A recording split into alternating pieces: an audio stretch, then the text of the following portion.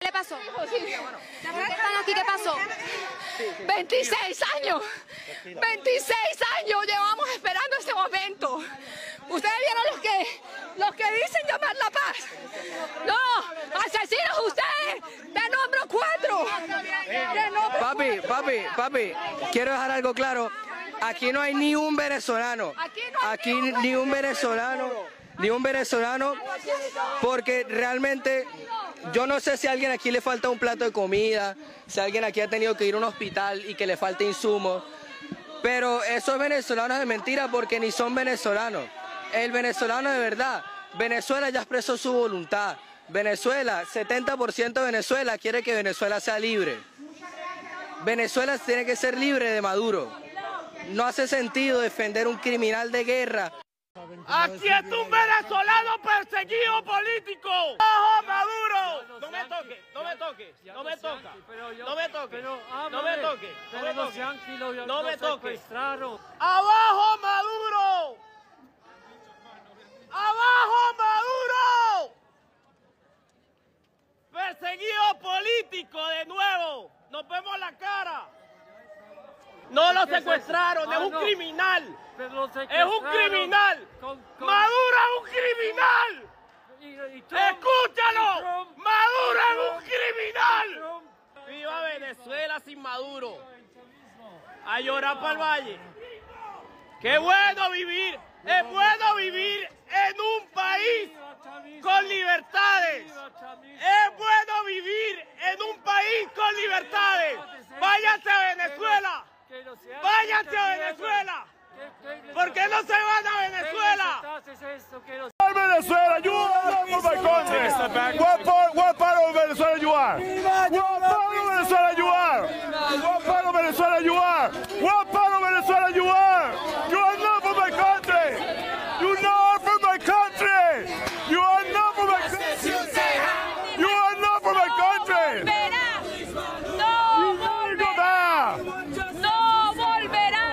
I heard you're from Venezuela? Yes, I'm come from Venezuela. And you don't agree with any of these people here, right? No, I'm not agree. I'm not agree with Trump because Trump helped to my country obtain the libertad. Can I ask you, there's a bunch of Americans here who have never lived in a communist and socialist country with a socialist government. If you are not from Venezuela, you better shut the fuck up. I've seen a lot of videos of gringos trying to explain Venezuela to Venezuelans. You don't even know the difference between Venezuela and Mexico. You can't even point a Venezuela in a fucking map. You don't know what is to live in starvation. You never saw a family member dying because you didn't have the medication, while the members of the Chavismo are walking with Rolex in their hands. Do you want to know how many people died trying to come to America, going through a jungle? Do you want to know how many women were raped there?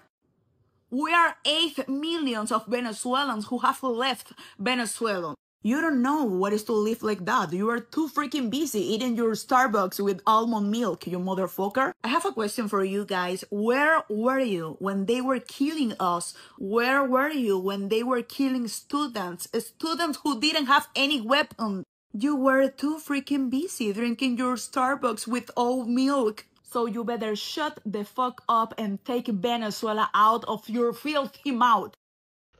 For all my Americans shitting on Trump for bombing Venezuela, let me tell you, I am Trump's #1 hater.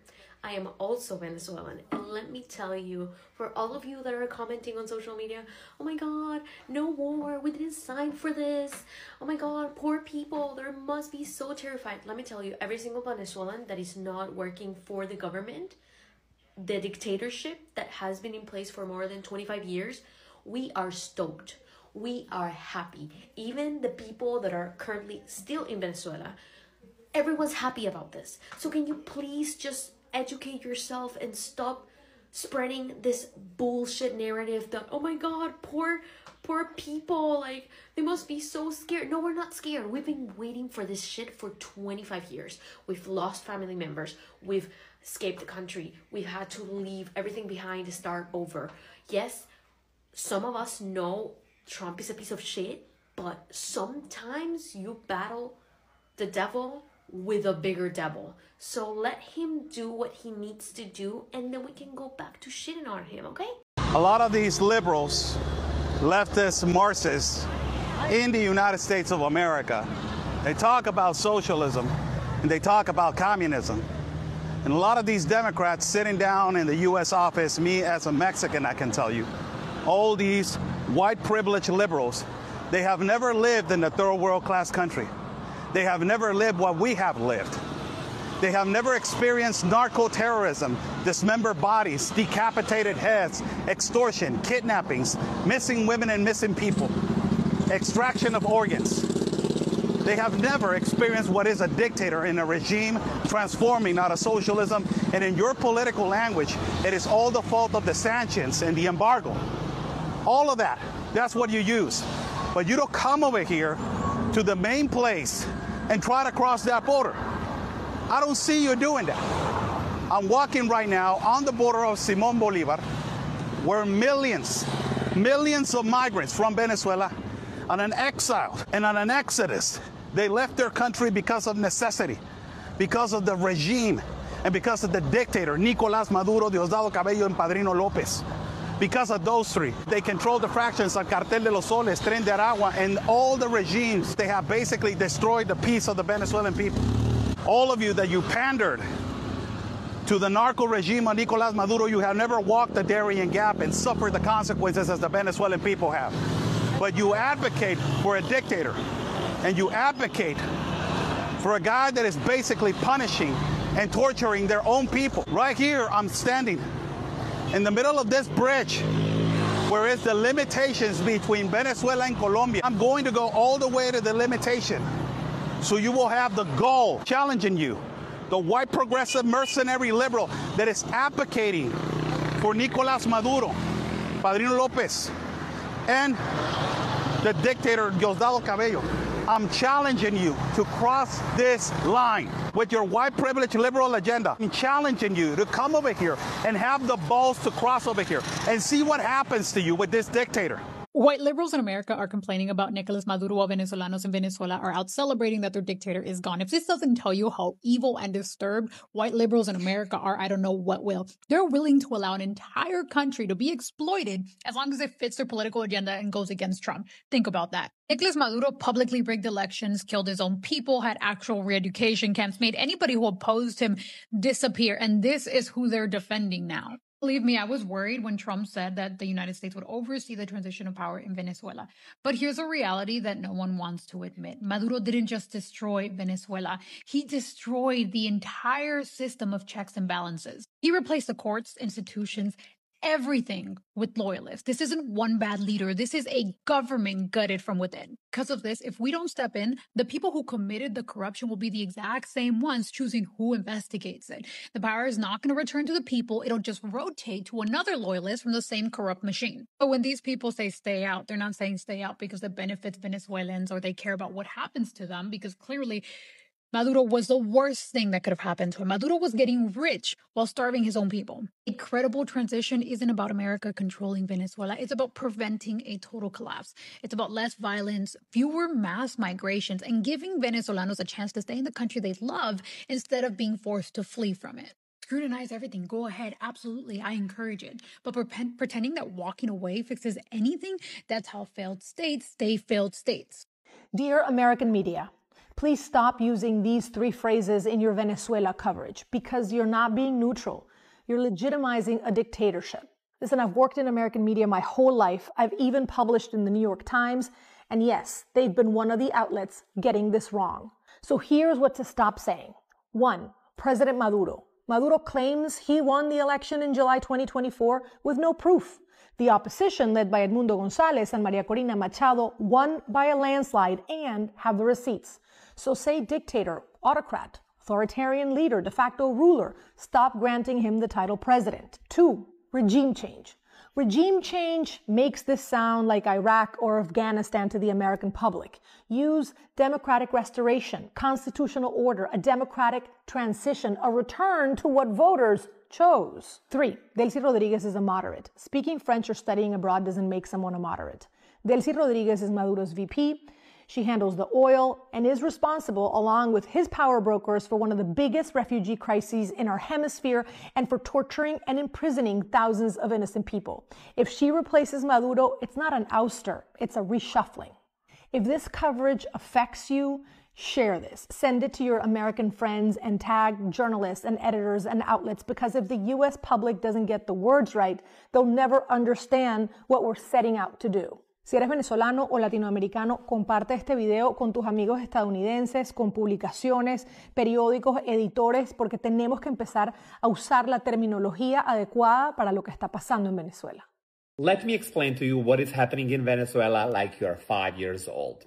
Imagine this country, Venezuela. It used to be a place where people go to school, could buy food, and feel safe. Then one day, the boss of the country, called Nicolas Maduro, decided that he wanted all power to himself. He made the rules only good for himself and his friends. If people said, this is not fair, we are hungry, we want better life, he wouldn't listen. If they protested, he would kill them. Many people disappeared, many were killed or hurt just for disagreeing with him. Because of this, many families don't have food.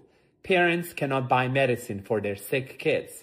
People wait in a really long lines just to get bread. And millions had to leave Venezuela to go to other countries just to survive. Country suffered the biggest inflation in the history of humanity, meaning your monthly salary, what you work the entire month for, was enough to buy 2 items at a grocery store. Then today, another awful man who wants all power to himself decides to take him down. But at least in this country, we can be talking shit about him and be okay and not be killed for it. People of Venezuela are happy because after 3 decades of living in absolute hell, there is finally hope. I'm Venezuelan, and let me tell you something. This is the happiest day of my life. And now liberal Americans who don't know any Venezuelan, who have no idea what the Venezuela went through, are writing on Facebook and Instagram and Threads all of these messages saying, we stand with Venezuelan leader, this is heavily illegal, this is awful. Like, I'm not to go now into the ways of how legal this has been. What I want to say is that it needed to be done, and I'm so happy that it happened. I'm so happy for people of Venezuela. For 30 long years, no one was coming to their rescue. So if we waited to do it illegal ways, this would probably never happen. The people of Venezuela would continue suffering for decades more to come, and it's not going to change overnight. There's some rough road ahead, but today there is hope. Talk to Venezuelan in your life today. All I'm asking. Libre Venezuela.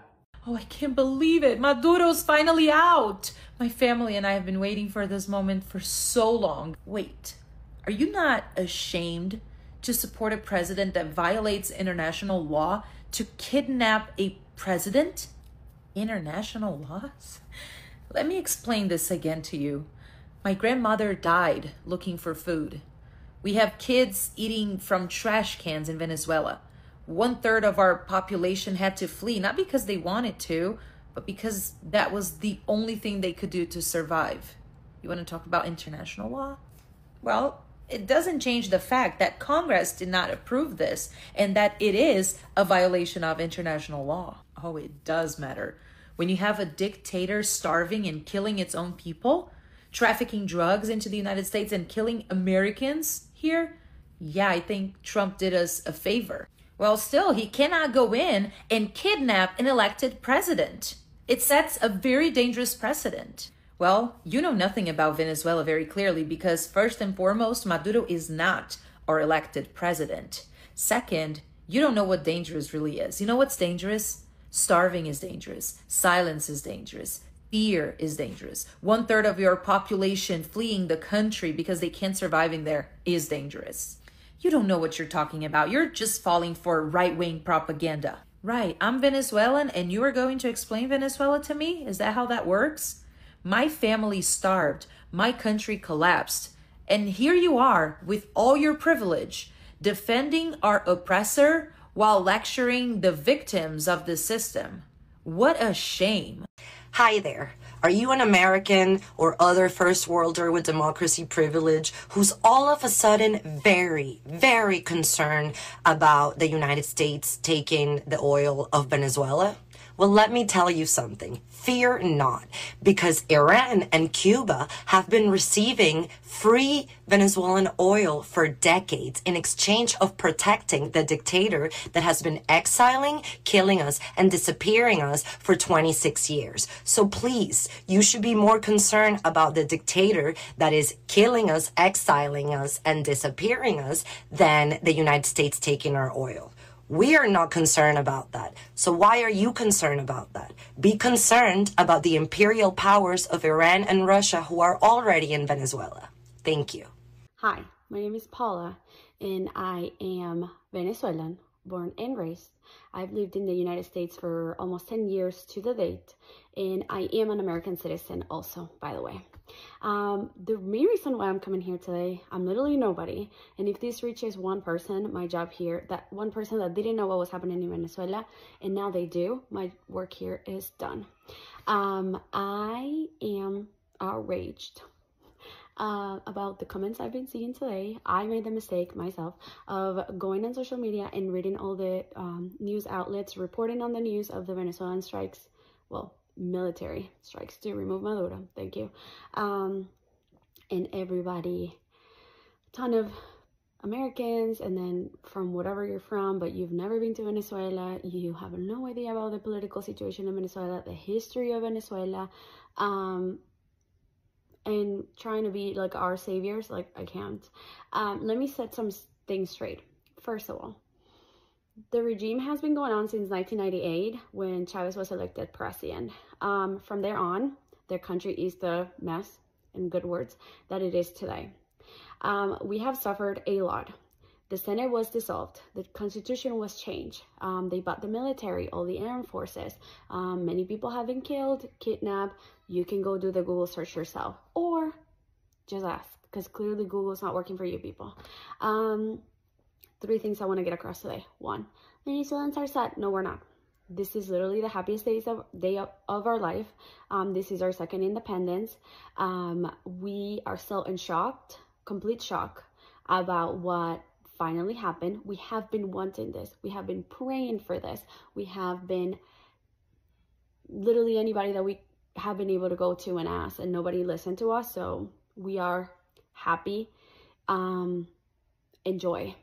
And even if you're a Venezuelan in Venezuela or a Venezuelan outside of Venezuela, in any country that you are, if you left 10, 15 years ago, 5 days ago, or a week ago, we are all happy. So don't worry about us. We're happy. The United States only attacking Venezuela because of the oil. People, we do not control our oil. We haven't seen our oil.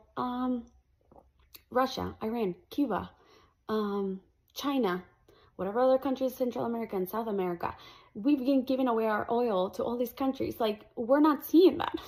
Anyways, so, and we used to have trades and whatever other things with the United States before Chavez about our oil, and our country was working fine. So the way we don't care, don't worry about us. If the United States wants to take our oil, we will be happy to be giving away the oil to the United States if that means that our country is going to be safe, and that us citizens, residents of whatever of Venezuela are going to be good, are going to be able to make money, are going to be able to retire, which none of those things are happening right now. And then number 3, if you're worried about what United States did to Venezuela and that what's going to happen now, nothing, literally, and I mean this, nothing can be worse than the hell we've lived up until now. So stop, and I mean this, stop trying to explain Venezuela to Venezuelans. Stop. If you want to know, reach out to someone from Venezuela, okay? Either that are living there or that left.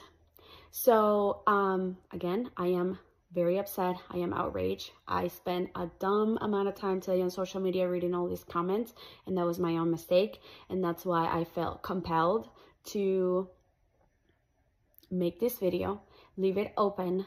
I am open to answer any and all questions if you're genuinely wanting to know what's going on. Any comments about trying to explain to me what's happening or how I must feel today? Like, you're out. I'm not kidding. Thank you very much. Okay, as a Venezuelan American, I got some shit to say. My family, my parents, my sister, my extended family, all lost everything. Their work, their savings, their investments, gone.